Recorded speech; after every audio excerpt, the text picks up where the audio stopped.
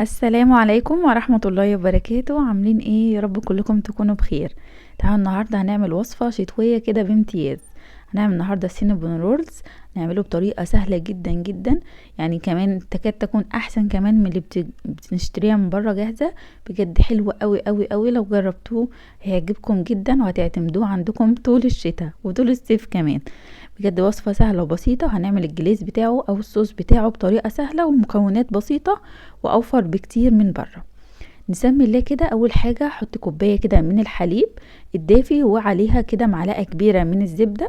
احط كمان معلقة كبيرة ممسوحة من الخميرة حوالي 7 جرام، واربع معالق كبار من السكر برضو ممسوحين، وهنبدأ نقلبهم مع بعض. الاول هحط كده بيضة. البيضة لازم تكون بدرجة حرارة الغرفة، يعني مطلعينها من التلاجة من قبلها بوقت.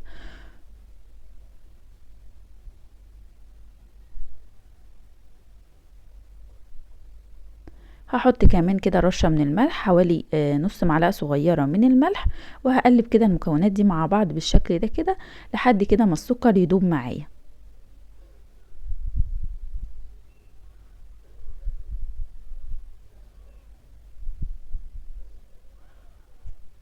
كده تمام جدا. بعد ما السكر كده داب هبدأ بقى كده اجهز الدقيق. انا هحتاج 3 كوبايات معيارية من الدقيق، الوزن بتاعهم حوالي 400 جرام. بنقيس بالكوبايه بالشكل اللي انتوا شايفينه ده كده، بحيث ان هي الكوبايه تبقى مليانه وممسوحه بالسكينه بالشكل اللي انتوا شفتوه ده كده. هقيس معايا 3 كوبايات معياريه. اللي انا بستخدمها دي نص، فانا هحط منها 6 معايير. تمام، لكن لو هتستخدمي الكوبايه فهتستخدمي 3 كوبايات. بنزل بيهم كده تدريجي واقلب بالشكل ده كده لحد كده ما الاقي العجينه تقلت معايا. ببدا كده اشيل المضرب وبقلبها بايديا لحد كده ما اوصل لعجينه لينه كده ومتماسكه، وفي نفس الوقت بتلزق في الايد حاجه بسيطه خالص. هبدا بقى اشيل المضرب كده وابدا كده اعجنها بايديا. طبعا كل ما تعجنوها كويس كل ما تديكوا نتيجه كويسه، وتديكوا كده القطمه بتاعه السينابون تكون طريه معاكم.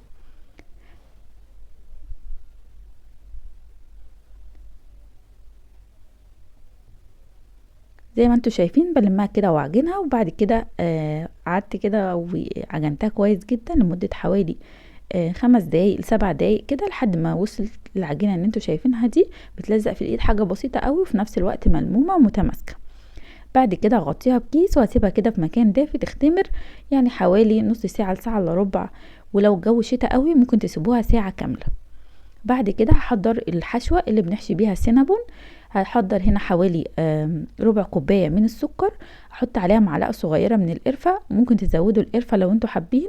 وهحط عليها معلقة كبيرة من الكاكاو الخام. هبدأ كده اقلب المكونات دي كده مع بعض.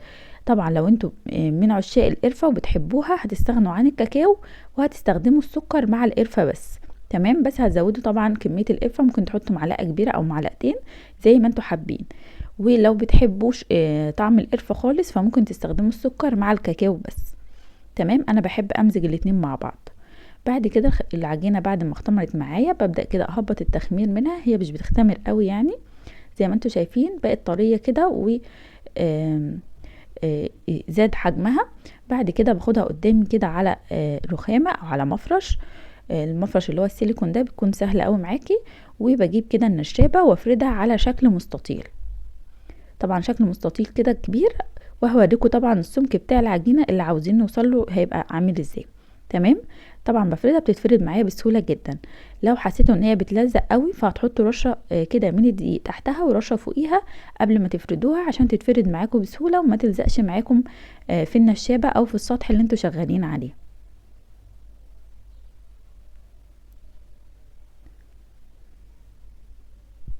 طبعا مش لازم تكون الشكل المستطيل يعني بالظبط، يعني بس تقريبي كده، وده كده السمك بتاعها.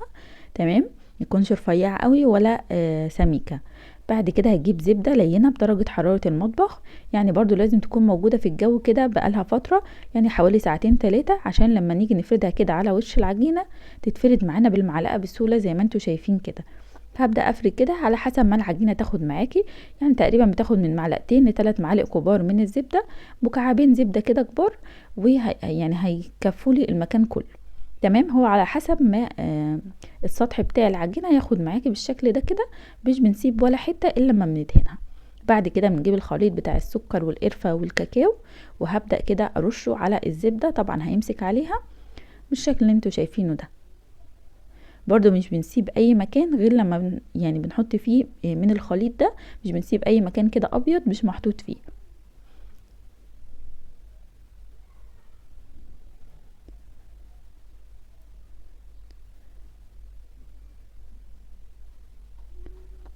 كده تمام قوي. حاولت وزعتهم كده على قد ما اقدر، وبعد كده بنبدأ نرول كده العجينة بتاعتنا بالشكل ده كده بطريقة سهلة خالص، بحيث ان هي تدينا كده رول طويل كده ونقدر نقطعه بسهولة.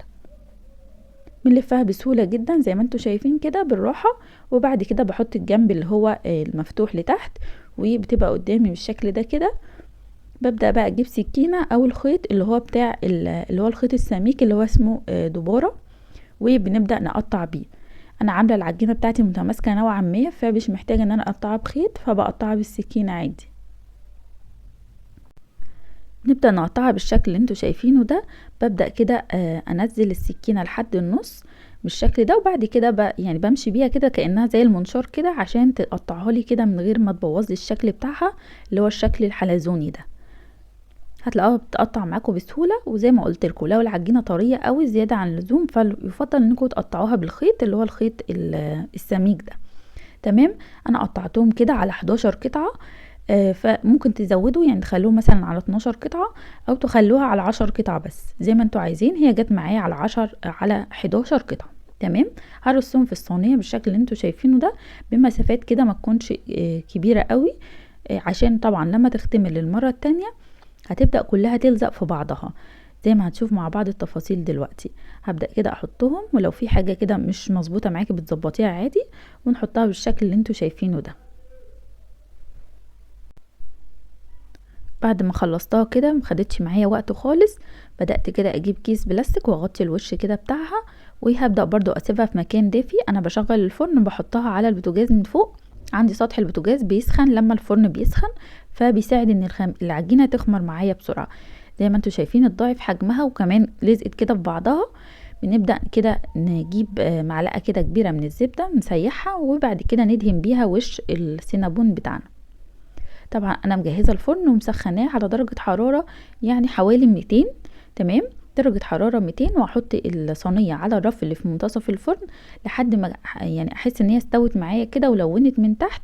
ابدا كده اشغل لها الشوايه عشان تلون من فوق كمان، وكده بيبقى جاهز معايا. بياخد في الفرن حوالي ربع ساعه لتلت ساعه على حسب طبعا الفرن بتاعك حامي او لا. تمام. هدخلها كده الفرن وهنشوفها مع بعض بعد ما تطلع من الفرن. على ما تخرج بقى من الفرن هنعمل الجليز او الصوص بتاع السينابون اللي بيتحط عليه من فوق بطريقة يعني مفيش ابسط منها. هحط هنا حوالي 4 معالق كده من الزبدة، يعني 3 مكعبات الحجم اللي انتوا شايفينه ده. هحط عليها كوباية من السكر البودرة. تمام. وهحط كمان 8 مثلثات من الجبنة المثلثات او المربعات، او لو هتستخدموا جبنة كريمي سايبة فهتحطوا حوالي 100 جرام من الجبنة الكريمي. تمام. طبعا تكون مش ملهاش طعم، اللي هي الجبنه بتاعه التشيز كيك. تمام. اللي هي الساده اللي ملهاش اللي مش متطعمه باي اطعم. هحط كمان حوالي كده يعني لو فانيليا سائله هنحط معلقه صغيره، لو فانيليا باودر هنحط باكت او 2 زي ما انتوا عايزين. وهبدا كده ادخل المكونات مع بعض بالمعلقه بالشكل ده كده. طبعا في ناس بتعمل الجليز ده بمكونات اكتر من كده، بس انا يعني حابه يكون بسيط، وكمان دي الطريقه الاصليه بتاعته. مش محتاجين كل المكونات اللي بيضيفوها من حليب بودره، وفي ناس بتحط عليه كريم شانتيه وحاجات مختلفه، لكن دي الطريقه الاصليه. هحط بس معلقه كبيره من الحليب عشان كده تخلي الخليط معايا سهل كده وانا بدهنه على وش الدوناتس. وهقلبهم كده كويس جدا لحد كده ما الخليط يبقى متجانس معايا، والسكر البودر يكون دايب كله تماما، والجبنه كده والزبده دخلوا مع بعض وبقوا صوص حلو كده. بعد ما السينابون خرج معايا من الفرن غطيته كده بفوطه لمده دقيقتين. ودلوقتي هبدا احط كده عليه الجليز وهو لسه دافي زي ما انتوا شايفين كده. نحطه بالطريقه دي كده وهو طبعا بيسيح عليها لان طبعا السينابون لسه دافي. تمام. بنوزع كده الكميه كلها على كل السينابون، بحيث ان يبقى كل واحده كده واخده كميه كده مناسبه. تقدروا طبعا تضاعفوا الكميه وتعملوا صوص اكتر من كده لو انتوا حابين.